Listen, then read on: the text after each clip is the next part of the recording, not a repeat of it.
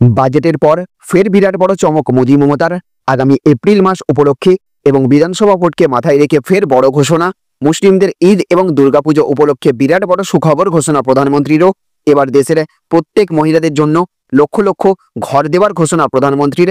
এবার মহিলাদের জন্য বিশেষ করে ঘরের অনুমোদন দিলেন প্রধানমন্ত্রী। শুধু তাই নয়, সঙ্গে সঙ্গে পুরুষদের জন্যও রয়েছে দারুণ সুখবর প্রধানমন্ত্রীর। প্রত্যেক মাসে ৩,০০০ টাকা করে পেনশন ভাতা দেওয়ার ঘোষণা মোদির। একই সাথে রয়েছে লক্ষ্মীর ভান্ডার প্রকল্প নিয়ে মুখ্যমন্ত্রী মমতা বন্দ্যোপাধ্যায় এবং বিজেপির শুভেন্দু অধিকারীর তরফ থেকেও একটি দারুণ সুখবর। মুখ্যমন্ত্রীর লক্ষ্মীর ভান্ডারের মতো এবার বিজেপির শুভেন্দু অধিকারীর তরফ থেকে মহিলাদের ৩,০০০ টাকা করে প্রত্যেক মাসে লক্ষ্মীর ভান্ডার প্রকল্পে দেওয়া হবে বলে ঘোষণা করা হলো। সঙ্গে সঙ্গে আরও বিভিন্ন জিনিস ফ্রিতে মিলবে, যেমন ২০০ ইউনিট একদম বিনামূল্যে বিদ্যুৎ ব্যবহার থেকে শুরু করে ৩ লক্ষ টাকার ঘরের টাকা, পাইপলাইনের জল, শৌচালয়, কর্মসংস্থান, বিভিন্ন ক্ষেত্রে একদম বিনামূল্যে আর্থিকভাবে সাহায্য পাবেন সাধারণ মানুষ। শুধু তাই নয়, সঙ্গে সঙ্গে সরকারি কর্মচারীদের মহার্ঘ ভাতা নিয়ে এবং রান্নার গ্যাস নিয়ে রয়েছে মোদির তরফ থেকেও আরও দুটি বিরাট বড় সুখবর। বাজেটে যে সমস্ত প্রকল্পের সুবিধার কথা বাদ চলে গেছে, নতুন করে উৎসব উপলক্ষে এবং আগামী বিধানসভা ভোট উপলক্ষে সেই সমস্ত একের পর এক প্রকল্পের ঘোষণা করছেন রাজ্য এবং কেন্দ্র সরকার, যা আগামী এপ্রিল মাস থেকেই পাবেন সাধারণ মানুষ। সব মিলিয়ে মোদি মমতার তরফ থেকে রয়েছে একের পর এক জনদরদি ঘোষণা সাধারণ মানুষের জন্য।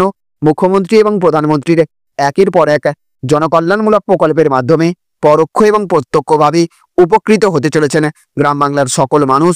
তো এই সমস্ত ঘোষণার ফলে ঠিক কোন কোন ক্ষেত্রে আপনি লাভবান হতে চলেছেন, প্রত্যেকটি প্রকল্পের সুবিধা সরাসরি আপনি কিভাবে পাবেন, কবে থেকে পাবেন, সমস্ত কিছুই আমরা আজকের এই ভিডিওতে বিস্তারিতভাবে জেনে নেব। আর এই ভিডিওটি শুরু করার পূর্বে আপনাদের কাছে ছোট্ট একটা রিকোয়েস্ট, অবশ্যই এই ভিডিওটিতে এক্ষুনি একটা লাইক করে দেবেন এবং জনস্বার্থে ভিডিওটিকে দেখার পর প্রচুর পরিমাণে শেয়ার করবেন। আর আপনি মোদি মমতা সরকারের এবারের বাজেটে কোন কোন জিনিসের দাম কমলে আরও অত্যন্ত খুশি হতেন, অবশ্যই কমেন্ট বক্সে লিখে জানিয়ে দেবেন। তো দেখুন, আজকের প্রথম খবরেই বলা হচ্ছে আবাস যোজনায় মহিলাদের জন্য বড় ঘোষণা, অনুমোদন দিল মোদি সরকার। তো প্রধানমন্ত্রী আবাস যোজনা প্রকল্পের আওতায় এবার দেশের 10টি রাজ্যে প্রায় 3.5 লক্ষ নতুন বাড়ি নির্মাণের অনুমোদন দিয়েছে কেন্দ্র সরকার। হ্যাঁ, ঠিকই শুনেছেন, এর মধ্যে প্রায় 2,75,000 বাড়ি শুধুমাত্র মহিলাদের জন্যই বরাদ্দ করে রাখা হয়েছে। ফলে নারীদের ক্ষমতায়নের পথকে এই প্রকল্প আরও এক ধাপ এগিয়ে নিয়ে যাবে। গত শুক্রবার কেন্দ্রীয় আবাসন এবং নগর বিষয়ক মন্ত্রণালয় জানিয়েছে, PMAYOU 2.0 প্রকল্পের আওতায় 3,52,915টি নতুন বাড়ি নির্মাণের অনুমোদন দেওয়া হয়েছে কেন্দ্র সরকারের তরফ থেকে। এই বাড়িগুলি মূলত BLC এবং AHP ক্যাটাগরির মধ্যেই পড়বে বলে জানানো হয়েছে। কেন্দ্র সরকারের এই প্রকল্পে এবার নারীদেরকে বিশেষ অগ্রাধিকার দেওয়া হয়েছে। অনুমোদিত বাড়ির মধ্যে 2,75,000 বাড়ি এবার শুধুমাত্র মহিলাদের জন্যই বরাদ্দ করে রাখা হয়েছে। এর মধ্যে বিধবা, অবিবাহিত মহিলা এবং অন্যান্য বিশেষ পরিস্থিতির মহিলাদেরকেও অন্তর্ভুক্ত করে থাকছে। এছাড়াও 90টি বাড়ি তৃতীয় লিঙ্গ বা ট্রান্সজেন্ডার ব্যক্তির জন্য বরাদ্দ করা হয়েছে। এছাড়া দেখুন, আজকের আরও একটি বড় খবরে বলা হচ্ছে লক্ষ্মীর ভান্ডার প্রকল্পে 3,000 টাকা, ক্ষমতায় এলে আর কি কি ফ্রি মিলবে লিস্ট দিল বিজেপি। তো 2026 সালের বিধানসভা নির্বাচন যত এগিয়ে আসছে ততই রাজনৈতিক পারদ চড়ছে বাংলায়। ইতিমধ্যে প্রস্তুতি শুরু করে দিয়েছে রাজ্যের শাসক দল এবং বিরোধী শিবির। এই আবহেই হলদিয়ায় বিশাল সভা করে বড় প্রতিশ্রুতি দিয়ে দিলেন বিরোধী দলনেতা শুভেন্দু অধিকারী। সভামঞ্চ থেকে তৃণমূল এবং মুখ্যমন্ত্রী মমতা বন্দ্যোপাধ্যায়কে আক্রমণ করে তিনি বলেছেন, বাংলায় বিজেপি ক্ষমতায় এলে যোগীর মতো সুশাসন এবং সুরক্ষা দেওয়া হবে। শুধু 1,000 টাকা নয়, বিজেপি ক্ষমতায় এলে মায়েদের, দিদিদের এবং বোনেদের দেওয়া হবে মাসে 3,000 টাকা করে। মায়েদের দেওয়া হবে মাসে 3,000 টাকা ভাতা। প্রতিটি বাড়িতে সোলার আলো এবং 200 ইউনিট ফ্রি বিদ্যুৎ দেওয়া হবে। 1,20,000 টাকা নয়, 3 লক্ষ টাকার ঘর দেওয়া হবে। প্রতিটি ঘরে পাইপলাইনের জল এবং শৌচালয় পাঠানো হবে। প্রতি বছর হবে SSC পরীক্ষা। প্রতিটি জেলায় প্রাইমারি নিয়োগ হবে। কর্মসংস্থানের নতুন দিশা খুলবে। প্রত্যেক ঘরে কাজের সুযোগ থাকছে। বন্ধ হবে 51টি কর্মনিয়োগ কেন্দ্র চালু করা হবে। বাংলায় শিল্পের জোয়ার ফেরাতে টাটাকে ফিরিয়ে আনার উদ্যোগ নেওয়া হবে। অবৈধ অনুপ্রবেশকারীদের বিরুদ্ধে কঠোর পদক্ষেপেরও হুঁশিয়ারি দিয়েছেন। তাপসী মণ্ডলের এলাকায় সভা করে শুভেন্দু বলেছেন, টাটা যদি হাত পা ধরে ফেরানো লাগে তাহলেও ফেরানো হবে। বাংলায় গুজরাটের মতো শিল্প গড়ে তোলা হবে। বন্ধ 51টি কর্মবিনিয়োগ কেন্দ্র খুলে কাজের সুযোগ তৈরি করবে বিজেপি। এইদিকে দেখুন, আজকের আরও একটি বড় খবরে বলা হচ্ছে ফিটমেন্ট ফ্যাক্টরের উপর সরকারের সিলমোহর। কেন্দ্রীয় কর্মচারীদের বেতনে বিশাল বৃদ্ধি হবে। তো নতুন বেতন কমিশন গঠনের ঘোষণার পর থেকেই কেন্দ্রীয় কর্মচারীদের মধ্যে এর অধীনে বেতন বৃদ্ধি নিয়ে উত্তপ্ত আলোচনা চলছে। বর্তমানে কর্মচারীরা সপ্তম বেতন কমিশনের অধীনে নির্ধারিত ফিটমেন্ট ফ্যাক্টর 2.57 অনুসারে বেতন পাচ্ছেন। যদি অষ্টম বেতন কমিশনে উচ্চতর ফিটমেন্ট ফ্যাক্টর নির্ধারণ করা হয়, তাহলে কর্মচারীদের বেতন এবং পেনশনভোগীদের পেনশনে যথেষ্ট বৃদ্ধি পাবে। এই বিষয়ে কর্মচারীরা তাদের বেতন থেকে ফিটমেন্ট ফ্যাক্টর গণনা শুরু করেছেন। তবে বুঝতে হবে যে ফিটমেন্ট ফ্যাক্টরটি আসলে কিভাবে কাজ করে, যাতে বেতন সঠিকভাবে গণনা করা যায়।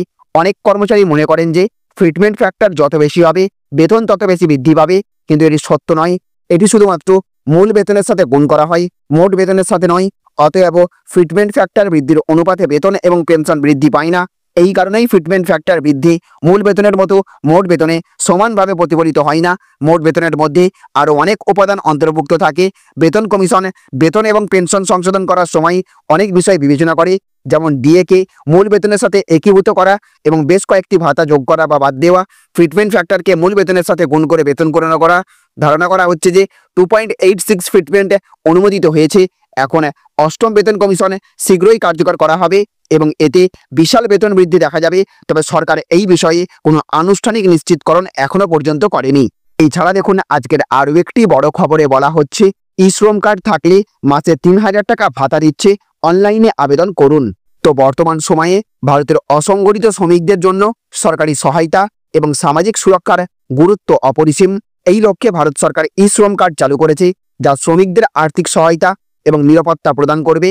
প্রধানমন্ত্রী নরেন্দ্র মোদীর নেতৃত্বে এই উদ্যোগ শ্রমিকদের জন্য দুর্ঘটনা বীমা, পেনশন সুবিধা এবং অন্যান্য কল্যাণমূলক প্রকল্পের দ্বার উন্মুক্ত করেছে। ইতিমধ্যেই 20 কোটিরও বেশি শ্রমিক এই প্রকল্পে যুক্ত হয়েছেন এবং সরকারি সহায়তা পাচ্ছেন। আপনি যদি অসংগঠিত খাতে কাজ করেন, তাহলে দেরি না করে ই-শ্রম কার্ডের জন্য আবেদন করুন। কিভাবে আবেদন করবেন, কি কি সুবিধা পাবেন, তা বিস্তারিতভাবে আলোচনা করা হলো। ই-শ্রম কার্ড হলো ভারতের অসংগঠিত শ্রমিকদের জন্য একটি জাতীয় পরিচয়পত্র, যা শ্রম মন্ত্রণালয় পরিচালিত জাতীয় ডেটাবেসের অন্তর্ভুক্ত। এটি শ্রমিকদের জন্য একটি গুরুত্বপূর্ণ নথি, যা ভবিষ্যতে সরকারি বিভিন্ন সুযোগ সুবিধার সঙ্গে সংযুক্ত হবে। শ্রমিকদের আর্থিক এবং সামাজিক সুরক্ষা প্রদান করা হবে। সরকারি বিভিন্ন কল্যাণমূলক প্রকল্পে সহজ প্রবেশাধিকার নিশ্চিত করা হবে। দুর্ঘটনা বা জরুরি অবস্থায় অর্থনৈতিক সহায়তা প্রদান করা হবে। ভবিষ্যতে 3000 টাকা করে মাসিক পেনশন সুবিধা নিশ্চিত করা হবে। এদিকে দেখুন, আজকের আরও একটি বড় খবরে বলা হচ্ছে মহিলারা পাবেন মাসিক 7000 টাকা। এলআইসির এই স্কিম দেখে নিন। তো ভারতীয় জীবন বীমা নিগম ভারতের একটি সরকারি জীবন বীমা কোম্পানি। বর্তমানে এলআইসি বিশ্বের অন্যতম বৃহত্তম জীবন বীমা কোম্পানি হিসেবে পরিচিতি লাভ করেছে। এলআইসি ভারতীয় নাগরিকদের জন্য বিভিন্ন ধরনের জীবন বীমা পলিসি প্রদান করে থাকে, যেমন অ্যাক্সিডেন্টাল, স্বাস্থ্য এবং পেনশন স্কিম।